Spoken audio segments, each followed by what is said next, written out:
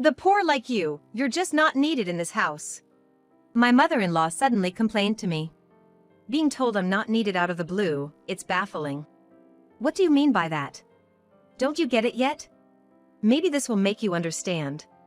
Saying so, my mother-in-law pressed pruning shears against my neck. This is bad, she's serious. Her eyes were bloodshot, and I could only sweat and stay silent. You keep messing around with your work-from-home job, but you haven't earned a dime, have you? We can't afford to keep a freeloader around. Just get a divorce and leave. Okay, I get it, please put that down. I can't afford to be killed over some nonsense. So, I packed my things and left my in-laws' house as my mother-in-law had demanded. She accused me of not bringing in any money, but in reality, it's my husband who hasn't earned a penny. I'll make her regret kicking me out. My name is Laura. A year ago, I married my coworker Brian after an office romance at the same IT company. He's a bit introverted and not very social, but he's always been incredibly kind to me, and his occasional smiles are charming. About 6 months into our relationship, he proposed, saying, "I want you to marry me." I was absolutely over the moon. Everything was going well in both my work and my romance. I felt like the happiest person in the world. I thought we would spend a happy life together from now on. But life doesn't always go as planned. 3 days after accepting his proposal, we both had a day off and were relaxing in the apartment when he spoke up. "Hey, Laura. What's up? If it's okay with you, how about we live with my mom at her house after we get married?" What?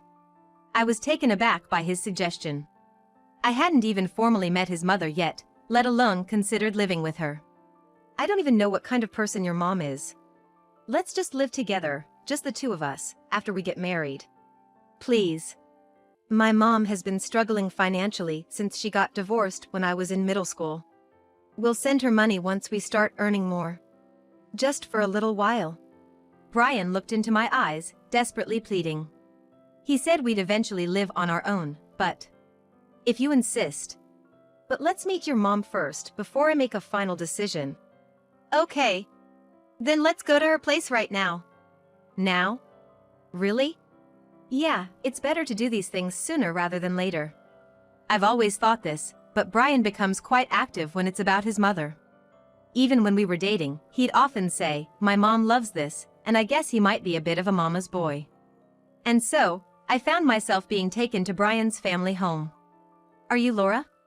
I've heard about you from Brian. Please take good care of my son." "Hello, nice to meet you. I'll do my best." His mother seemed soft-spoken and gentle, leaving a very good impression. We chatted for a while, and she didn't seem to be the type to make snide remarks. Maybe living with her wouldn't be so bad. Just as I was thinking this, Brian said, "By the way, Laura and I were thinking of living here after we get married. What do you think?" "Really? That's wonderful. I've enjoyed talking with you, Laura," my mother-in-law said excitedly, happy about Brian's suggestion. "It makes me happy that she's enjoyed our conversation. I've made up my mind, I'll stay here. May I live with you?" "Of course. I'm looking forward to it." So, it was decided that we would live in Brian's family home, but I had no idea then about her true nature. At first, everything was fine living with my mother-in-law, but things started getting strange after a month. One day, when I came home from work, she called me into the living room to talk. With Brian still at work. "Why don't you quit your job?" "What? Why all of a sudden?" "Your working puts a lot of burden on me. I have to do all the cleaning and laundry." I see her point, but I do prepare dinner when I come back from work and handle the household chores on weekends. "I'm sorry about that, but I do what I can when I can." "Be quiet. How dare you talk back when you're just living here?" "No, it's not like that." "You're really cheeky. You're a woman, so you can't earn a decent living making anyway." She spat out these words and went back to her room. Why do I have to be treated like this? And judging me just because I'm a woman. Brian and I work at the same company, but in different departments. While he's a regular employee, I've been promoted to a team leader due to my abilities. I even earn more than him, and I'm the one paying for most of our living expenses. After that day, she persistently told me to quit my job. Eventually, it got to me, and I decided to ask Brian to talk to her. Hey, your mom keeps telling me to quit my job every day, and it's really getting to me. Could you ask her to stop? She's saying that? But why? She says I'm leaving all the housework to her. It's true I can't do much during the day because of work, but... After I said this, Brian was silent for a while before responding. Well, that's your fault. What? My fault? What is he talking about? Are you serious? Well, yeah. Mom's getting old, you know? It must be hard on her. Just quit your job. I'll handle the finances. But, we can hardly get by on just his income. We can't make ends meet on just your salary. Before I could finish, Brian turned red with anger. What? Are you saying my earnings are low? If you're gonna talk like that, we're getting a divorce. I didn't say that. I'm sorry if I upset you. Why does he have to get so angry? Brian, with high pride, must have felt like his salary was being criticized. Though that was never my intention, I can't help it if that's how he felt. After all, I married the man I loved, and I certainly don't want a divorce. After I apologized, Brian turned his back to me and went to sleep. The next day, we talked again, and a month later, I decided to quit my job. I thought if I stopped working, things would go smoother at home. When I told my boss I was quitting, they were very disappointed and tried to persuade me to stay, but I had to do this or I'd be overwhelmed. However, I was still worried about our finances, so I got permission to do some freelance programming from home, using my previous work experience. A month later, I left my job and became a full-time home worker. Within 3 months, I had built up a stable client base. My routine became getting up early to do the laundry and cleaning, and then working from home. What are you doing, just messing around on the computer all day? My mother-in-law would always interrupt me when I was working in my room. I wish she would just leave me alone. Ah. I'm in the middle of a meeting, can we talk later? I don't care about that. You're not making a penny with whatever you're doing. I want some tea, make me some. My mother-in-law would say whatever she wanted and then leave the room. Ah, there goes another project. Every time it's like this, I can't even use the computer for business talks properly. It's exhausting being constantly disrupted. Fortunately, my clients understood my situation and kept sending me work. Thanks to that, I was able to earn as much or even more than I did when I was working full-time. But my mother-in-law was still the same, but we managed to keep going. That was the plan, but 3 months later, Brian suddenly got laid off. I'm sorry. The company's performance was bad, and they had to cut staff. But I'll find something soon. Brian apologized deeply. It was a company matter, and he said he'd start job hunting right away, so I thought we could manage if I worked hard. But I was wrong. About a month after being laid off, Brian seemed to have given up on finding a job. He would just laze around at home, playing on his phone, and then go out to play slots when he got bored. Hey, maybe you should start looking for a job. Shut up. I'm searching on my phone, but can't find anything. I went to the job center and had some interviews, but got rejected. Let me do what I want until I find a place that appreciates me. How much more could he overestimate himself? That's when I started to lose my patience with Brian. After about 6 months of this, one day. You're a burden. We don't need someone like you in this house. As I sat pondering in the living room, my mother-in-law spoke to me. A burden. I didn't understand what she was getting at, so I asked her. What do you mean by that? Maybe this will make you understand. With that, my mother-in-law pulled out pruning shears from behind her back and pointed them at my throat. Wait, what do you mean? You're just a lazy bum, doing so-called homework and not earning a dime. We can't afford to keep a bum like you in the house. Just get a divorce and leave. This is bad, she's serious. My mother-in-law's eyes were bloodshot, and I could only stay silent while dripping in cold sweat. Saying anything wrong might really get me killed. Okay. I'll leave, just please put down the pruning shears. Humph. Good you understand. Now, get out. I did as she said, packed my stuff, and left the house that day. She kept saying I wasn't earning anything, but it was Brian, my husband, who hadn't brought in a dime. I swear, she'll regret kicking me out for such a ridiculous reason. Left with nowhere to go, I reluctantly returned to my parents' house. They were shocked by my sudden return, but after I explained everything, they warmly welcomed me back. But seriously, who threatens someone with a knife? Once I was safe at home and started to calm down, my anger towards my mother-in-law grew. I decided to report her to the police for threatening me with a knife. The police said they would go to her house and ask her about it, but then asked, "Can you come to the scene and talk about it?" Go back to that house? No way! I thought she was going to kill me. What if she really does it next time? No joke. I was genuinely terrified for my life. I refused to go back and explained everything to the police over the phone. I see. My apologies. We'll talk to your mother-in-law then. After hanging up, I felt a huge relief from the fear I had felt from her. But the stress of it all made me feel so unwell that I just slept the whole day at my parents'. Ugh, a call? Oh no! The next day, feeling better, I was doing my usual homework when my mother-in-law kept calling, making it impossible to concentrate. Honestly, there's nothing left to talk about. I wanted to ignore it, but decided to answer, tired of the constant ringing.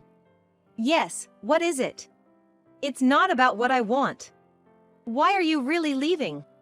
You're abandoning Brian too. And I heard you reported me to the police. You're the one who told me to leave. And of course, I'd report someone who threatened me with a knife. I thought I was going to be killed. What are you talking about? I would never kill you. Just come back right now. Come back? You must be joking. Besides, Brian doesn't even seem like he wants to work. I'm thinking about divorce now. I said that and hung up on her. Within 5 minutes, Brian called. I didn't want to deal with him or his mother anymore. But I answered. What? I just heard from Mom that you're thinking of divorce. Isn't this too sudden? Sudden? I've been fed up with you for a while now. It's actually good timing. You don't even seem to be looking for a job. I don't want to be with someone like that. I am looking for a job. Looking? Spending your days lounging and going to slots doesn't look like job hunting to me. I was trying to work. What do you know? You don't understand the shock of being laid off. Fine, if that's how it is, let's get a divorce. He hung up abruptly. I didn't want to say those things to my husband. But he wasn't looking for work, didn't care about my issues with his mother, and never showed any sign of helping me. I couldn't stay with someone like that. 2 days later, Brian sent the divorce papers and my belongings left at his house to my parents. Why did I even marry him? We were supposed to be in love, but now, I can't feel anything for them. The next morning, now divorced and alone, I sat at my parents' house, thinking about all this while enjoying some me time for the first time in a long while. It was then that it happened. Hello? This is the lawyer representing your mother-in-law. Following your report, she admitted to threatening you with a knife and has been arrested for assault. She's requesting a settlement, so I'm calling to inform you. Is that so? Well, please tell her this. I absolutely refuse to settle. The call from the lawyer made me unexpectedly joyful. I wasn't going to let off someone who had used me and even tried to kill me so easily. After hanging up, I was so relieved that I started jumping around in excitement. Let her regret her actions in prison. Following a 30-day detention, her prison sentence was confirmed, and she was set for a 2-year stint. I thought this would finally stop her from bothering me. But then, a month after my divorce from Brian, he suddenly showed up at my parents' house. Just when I thought things with my mother-in-law were settling down, now this. Hey, long time no see. You been all right? The doorbell rang, and there was Brian, standing at the front door as if nothing was wrong. What on earth was he thinking, showing up out of the blue? What do you want, showing up like this? Please leave. At that moment, my parents happened to be out, and I was the only one at home. I was utterly surprised by his sudden visit, but I had no use for him anymore. I said it in the heat of the moment, but I want you to come back. Please. What? You think I'd come back now? I have no intention of doing so. Besides, our divorce is already final. You were the one who wanted it. But, can't you come back, please? There was Brian, pleading with me to return, crying. No matter how many times he asked, I just couldn't hear it, and he kept bowing his head. Ah, come on. Not on the front porch, please. Worried about the neighbors' gaze, I let Brian into the house to hear him out. So, like I asked before, why are you here, asking me to come back? I have no business with you, and your staying here is just troubling. Well, actually. Brian began to slowly explain in response to my question. Since Laura left, I've had no income and can't manage to live. So, I was hoping you'd come back. That's ridiculous. I slammed the table in anger. How long are you going to keep up this act? It's your fault for not wanting to work. Are you making a fool of me, who worked hard and managed the house? Stop taking people for granted. He never took my side before, and now, because he doesn't want to work, he comes crawling back to his ex-wife? He's lost his mind. I vented all my pent-up frustrations on him. I do want to work. And I might be getting a job offer soon. Really? You expect me to believe that now? Haven't I always told you to work while we were married? And yet, you're still jobless. You probably think that by saying that, I'll come back, right? If you're really about to get a job, show me proof of your interview with that company. Brian fell silent. See? You're lying about the job offer. You didn't even go for an interview. Just a sneaky person. And remember, your mother threatened me with a knife. I was terrified. If I go back, it'll just be the same, you'll dump all the housework on me and do whatever you please. Well, your mother won't be around for a while since she's in jail.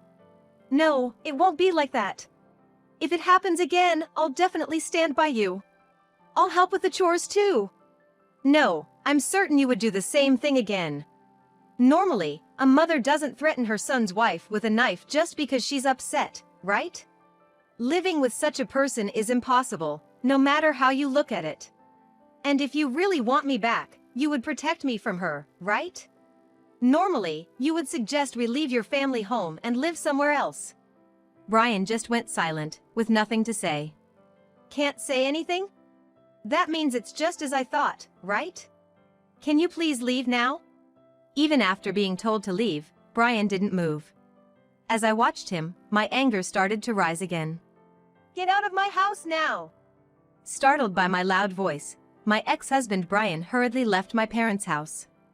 Though he quietly went home that day, he began to show up at my parents' house almost every week, begging for me to come back. Regardless of whether my parents were home or not. My parents also thought his behavior was abnormal. Hey, come back home, will you? I heard Brian shouting from the front porch one day. He's back again. It's a nuisance to the neighborhood, and I wish he would just give up. No matter how many times he comes, the result will be the same, I'm not going back. It's clear he doesn't want to work and is just after my earnings. You say that, but you're just after my money, aren't you? I don't want to see you anymore, so don't come here. If you come again, I'll call the police, seriously. I threatened to call the police to send him away, but staying at my parents' house made me feel he might never stop coming. However, Brian didn't come to the house for a while after that. He finally seemed to have given up. I was on the verge of hitting him, he was like a stalker. That's how angry I was. But then, a month later, I received a call from Brian. Are you really not going to come back? How many times do I have to say it? You're being annoying. Fine. Then I'll kill you, and then myself. What? Why should I be killed by you? I haven't done anything wrong. Enough with this nonsense. Finally, I couldn't hold back my emotions any longer. Why should I be killed by someone like you? If you're going to threaten me, then come on. I'm not afraid. Can a coward who relies on a woman's earnings really kill someone? Try it if you can. No, I wasn't serious. Not serious? Then don't say such things in the first place. If you want to die that badly, do it alone. Don't drag me into it. I ranted at him over the phone. Okay, I won't say it again. It's too late now. I'm going to report to the police that you threatened to kill me. Just so you know, I've been recording all your calls because of your persistent harassment. I said and hung up the phone. I took the recorded audio to the police and reported the threat I received from Brian. My ex-husband threatened to kill me. Really? And where might your ex-husband be now? I think he's at his house. Even after the divorce, he's been showing up at my house every week. I've told him I don't need him anymore and to stop coming.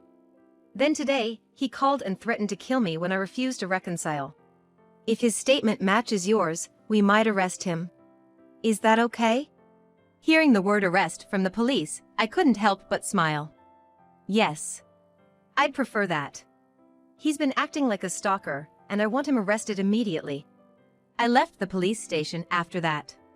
That night, I got a call from the police saying they had arrested Brian. What happened? Your ex-husband admitted that he did threaten to kill you and himself. Although he hasn't harmed you, considering your fear, we arrested him for threatening. Finally, no more harassment from Brian and his mother. I was so relieved that I cheered right there. Really? Thank you. Now I can finally relax. After telling the police that, I hung up. I'm glad I stood my ground against my ex-husband and his mother. What would have happened if I had returned to that house? To people who can easily threaten others with a knife or death? Both of them being arrested was a huge relief. Honestly, I thought, serves them right. If Brian is charged with threats, he might get a 2-year sentence. Let them regret their actions in prison. After Brian was charged and sentenced, I finally felt free from them. But I worried they might seek revenge after being released. So, I discussed moving with my parents. Hey, they're in prison now, but I'm scared of what will happen when they get out. Should we move? They might harm not just me, but you too.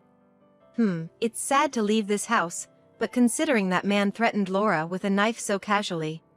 All right, our lives are more important. Let's move.